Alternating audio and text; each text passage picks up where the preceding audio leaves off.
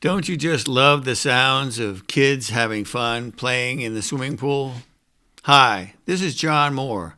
I'm currently a lifeguard instructor at the Hockomock Area YMCA, and my mission during this National Water Safety Month of May is to provide you with the tools necessary to ensure your family's safety while in, on, and around the water.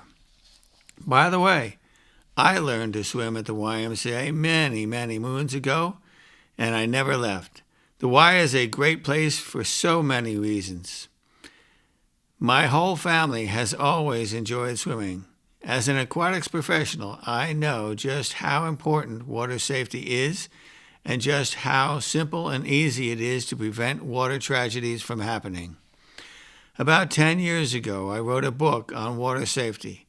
I'm not here to sell my book, but to let you know that the drowning statistics have been trending in the wrong direction ever since. Back then, the CDC statistics showed that drowning was the second leading cause of death in children ages 1 to 4. Unfortunately, today that statistic has grown to where drowning is the number one cause of death in children ages 1 to 4, and the number 2 cause of death for children up to 14. The good news, and the reason I'm reaching out to you, is that we can prevent these tragedies by doing some very simple things. So let's do that right now. At the National Drowning Prevention Alliance, or NDPA, we believe in a layered approach to water safety. There are 5 major layers to drowning prevention.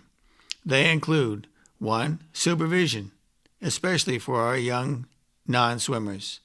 2. Barriers and alarms, including fencing. 3. Water competency and swimming lessons. 4. Life jackets and other personal flotation devices. 5. Emergency preparedness, including learning CPR. So let's start with the supervision layer. If I were to mention to parents and other caregivers that the first step in good water safety is to watch your children, many would say, well, that's obvious. Of course we watch them when they are in the water. And yet statistics show that 88% of children drown with at least one adult present. I have rescued young toddlers face down in 6 inches of water while a parent was standing just 1 foot away.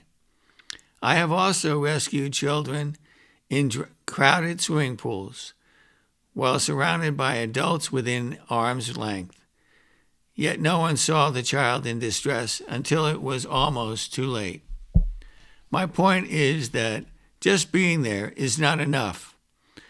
So how can we make the watching more effective? In my book, I told parents to watch their children and then watch them some more. Small children are very quick. They are here, then suddenly they are there.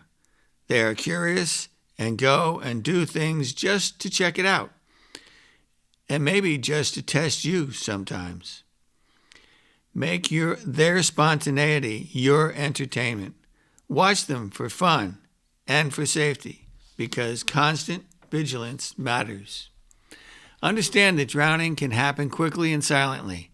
It can happen in seconds. There may not be any loud splashing, and calls for help underwater are never heard. I know it's not always easy. You may need a break. If you do, take your child out of the water with you when you take that break. A few moments' distraction can be enough for an accident to happen. Resist distractions like texting or calling a friend on the phone. The best way to watch your children is to get in the water with them. You may not want to get wet all the time, but it is the best way to provide what we call touch supervision, which is being close enough to reach out and touch them. Remember, too, that being in the water with your child may be the absolute most fun of the day, for both of you. But what do you do if you cannot be there when your child is in the water? Our suggestion is to designate a water watcher. A water watcher is someone you trust to be responsible and fully attentive, someone who knows your child's limitations and is able to recognize and respond to an emergency. It is also best if your water watcher knows CPR and has a phone to call 911 in an emergency. So watching is one of the very simplest ways to ensure your family's safety in, on, and around the water. You are the first line of defense for your children, even when lifeguards are present. Another statistic to be mindful of is that 70% of toddler drownings occur during non-swimming times, even when they are thought to be safely playing or sleeping inside the house.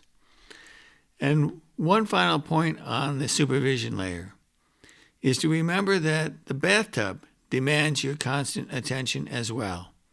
You may be surprised to learn that among infants under 1 year old, 3/4 of all drownings occur in bathtubs. Don't be distracted by doorbell ringing or a phone call or a text. Please take your baby with you if you must leave the bathtub. In all water, no matter where it is, remember that watching is simple, but constant vigilance matters. In our next episode, I will discuss the many ways that barriers and alarms can help you protect your family when you can't be there 24 hours a day. Until next time, keep swimming safe.